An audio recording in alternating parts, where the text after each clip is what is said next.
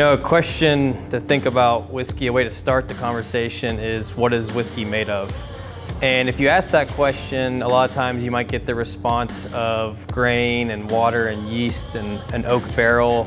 But think about it a little bit differently. What is whiskey made of? At the most basic level, it's made up of really just water and ethanol. All whiskeys around the entire world, from Scotch to American whiskeys to bourbon, whether it's made in Texas or Kentucky, is all 99% the exact same thing. It's water and ethanol. 1% of all whiskeys are made up of what are called flavor congeners. And they're these compounds that the human nose and taste buds, we can pick up on these compounds and it elicits flavor. It's this 1% in a whiskey bottle that actually makes all the difference. So where does that 1% come from?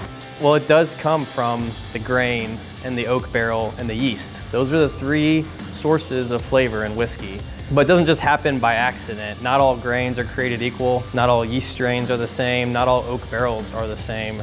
There's really a method to how we pursue our ingredients and the selection of those ingredients. And that makes all the difference in the flavors that you get when it's all said and done. So flavor in the whiskey doesn't start at the distillery. It actually starts on the farm or in the forest. It starts with working with the farmer, working with a barrel cooper to determine what are the best varieties of grains. What about the terroir that you're in, the land? How does the land impact the flavor? And can you pick the best types of grains, or whether it's the corn or the rye or the wheat, to grow in that environment to actually bring about the best flavor possible? And then there's the yeast too. There are hundreds and thousands of strains. Some have been identified and domesticated and used to make beer and wine for generations.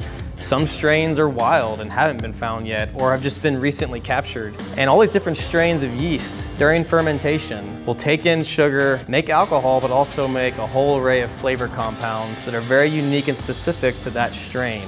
The whiskey during the summers, it heats up in the warehouse, and inside the barrel it gets real hot, and the whiskey is actually pushed into the wood, into the charred oak layer, and then behind that's the red layer, where all the caramelized wood extractives are, that impart all of the color and so much of the flavor to whiskey. When you want to identify and go after a flavor, you can't start in the distillery. You have to start before that, on the farm, in the forest, working with the farmers and the growers and the coopers, the people that make the barrels. It's all about highlighting the best flavors possible. Let the flavors shine through that are best.